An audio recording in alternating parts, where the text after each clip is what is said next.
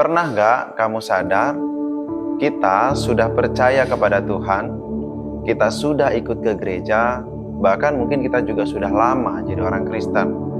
Tetapi tetap saja kita hidup seperti orang-orang yang tidak mengenal Tuhan. Masih gampang marah, masih mudah putus asa, masih merasa tidak berharga. Kenapa itu bisa terjadi?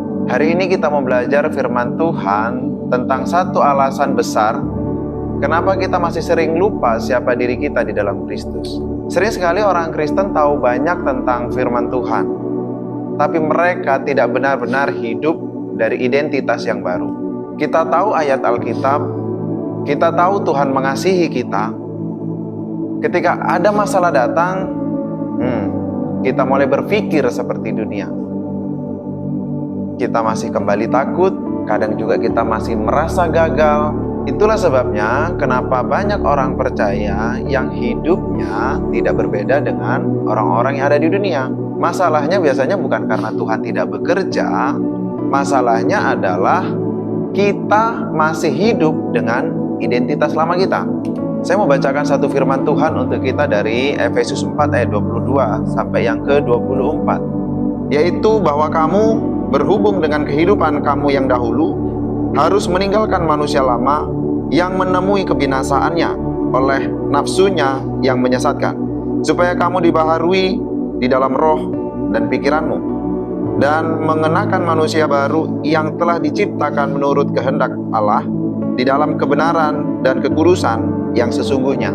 Ayat ini menunjukkan kepada kita bahwa ada 3 langkah untuk kita boleh menerima perubahan identitas. Yang pertama, menanggalkan manusia lama. Banyak orang masih membawa manusia lama walaupun sudah percaya sama Tuhan.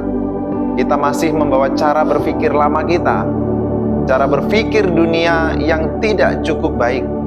Atau mungkin kita ngerasa begini, berpikirnya, oh aku ini banyak sekali mengalami kegagalan, maka aku tidak berharga.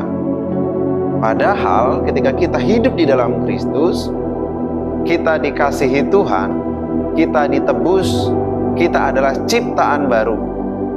Masalahnya bukan identitas kita, masalahnya adalah pikiran kita yang belum diperbaharui.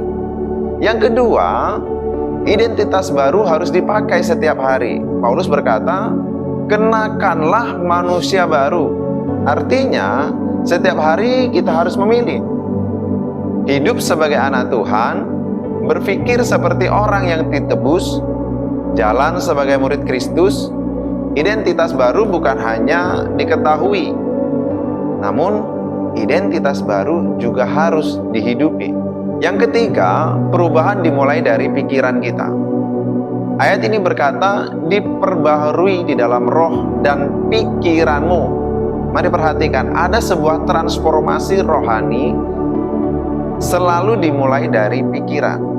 Jika pikiran kita masih seperti dunia, hidup kita akan sama seperti dunia.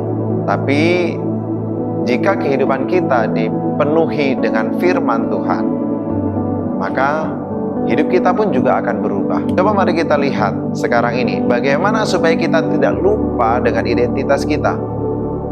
Pertama, coba perhatikan isi pikiran kita. Apakah pikiran kita ini diisi dengan firman Tuhan atau dengan yang lain?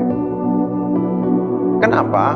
Karena firman Tuhan selalu mengingatkan siapa kita sebenarnya. Kedua, selalu mau ingat setiap hari siapa diri kita di hadapan Tuhan. Tentu kita bukan orang lama, kita adalah ciptaan baru. Yang ketiga, ini penting sekali, hiduplah sesuai dengan identitas baru itu. Bukan karena kita sempurna, tapi karena Tuhan sedang membentuk kita. Untuk menutup episode ini, saya mau mengingatkan kepada kita, masalah orang Kristen itu bukan karena Tuhan tidak hadir.